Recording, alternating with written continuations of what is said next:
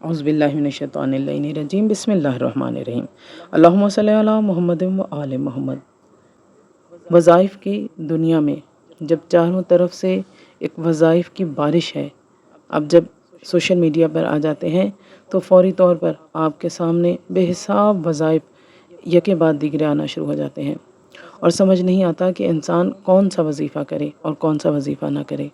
اس دور میں کہ جب ہر طرف پریشانیاں ہی پریشانیاں ہیں، اور بالخصوص ہمارے معاشرے میں تو اس قدر تنگی اور سختی کا وقت ہے کہ مہنگائی اور گرانی نے انسان کی کمر کو توڑ کے رکھ دیا ہے۔ ایسے وقت میں جب حالات اتنے مشکل ہوں، ایسے وقت میں جب زندگی ایک بوجھ بننے لگے، اس وقت میں اللہ کے کلام سے مدد لیجیے۔ یہ کسی انسان کے بتایا ہوا وظیفہ نہیں ہے، یہ اللہ کے نبی اور ان کے حبیب جناب علی مرتضیٰ شیر خدا کا بتایا ہوا وظیفہ ہے۔ یہ وہ عمل ہے کہ جس کی گارنٹی ان پاک ہستیوں نے دی ہے، اور اس کی عظمت اتنی زیادہ ہے کہ حضرت امام محمد باقر علیہ السلام ارشاد فرماتے ہیں کہ جو شخص ہر شب سورہ واقعہ کو سونے سے پہلے پڑھ لے گا تو جس وقت وہ اللہ تعالیٰ کی بارگاہ میں حاضر ہوگا، اس کا چہرہ 14ویں کے چاند کی طرح چمکے گا، ایسے روشن ہوگا جیسے 14ویں رات کا چاند۔ یہ نور ہوگا اس سورہ واقعہ کی تلاوت کا۔ اور پھر امام جعفر صادق علیہ السلام، ولایت کی سلطنت کے چھٹے تاجدار، امام عالی مقام ارشاد فرماتے ہیں کہ جو شخص ہر شب جمعہ کو یہ سورت پڑھے گا تو پروردگار عالم اس کو اپنا دوست گردانے گا اور تمام لوگوں کے دلوں میں اس کی دوستی ڈال دے گا۔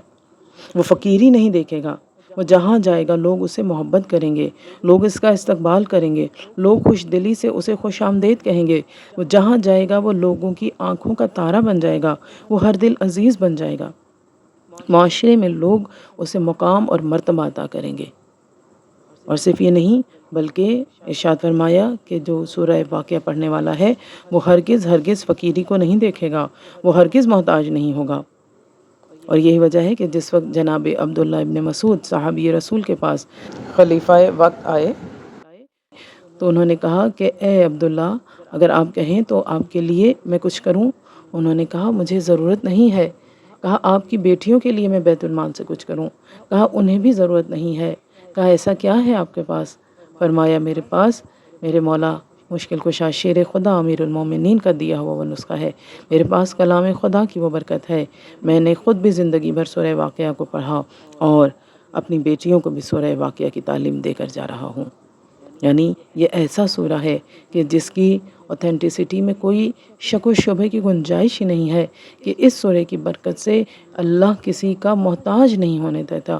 وہ پروردگار عالم اپنے خزانوں سے رزق کثیر عطا فرماتا ہے، وہ کسی بشر کا آپ کو محتاج نہیں ہونے دے گا۔ اور صرف یہ نہیں بلکہ دنیا کی آفتوں اور بلاؤں سے پروردگار اسے محفوظ رکھے گا، اور امیر المومنین علی ابن ابی طالب کے رفقا میں شمار ہوگا جو اس سورہ کی تلاوت کرتا ہوگا۔ اور حضور صلی اللہ علیہ وآلہ وسلم کا ارشاد گرامی ہے، آقا فرماتے ہیں جو شخص ہر شب یعنی ہر رات اس سورت کو پڑھے گا وہ ہرگز فقیر اور محتاج نہیں ہوگا۔ یعنی اگر ہر شب ہر رات اس کو باقاعدگی سے پڑھنے کی عادت بنا لے، کتنا مختصر سا سورہ ہے، 5 منٹ سے زیادہ تلاوت کا وقت نہیں لگے گا آپ کو اس سورے کے پڑھنے میں، لیکن اس کی برکتیں، اس کی رحمتیں وہ اتنی زیادہ ہیں کہ انسان کے شمار سے باہر ہیں۔ حضور پاک ارشاد فرماتے ہیں کہ پروردگار عالم اس سورت کے پڑھنے والے کو وسعت رزق عطا فرمائے گا، یعنی بے حساب رزق عطا کرے گا۔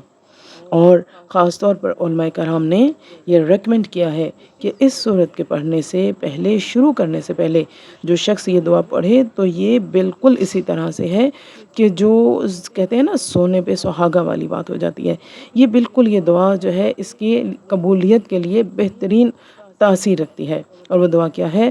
اللہم ارزقنی رزقا واسعا حلالا طیبا من غیر قد واستجب دعوتی من غیر رد واعوذ بک من فضیحۃ الفقر والدین وادفع عنی ہذین بحق الامامین السبتین الحسن والحسین علیہم السلام۔ اللہم صلی علی محمد وآل محمد۔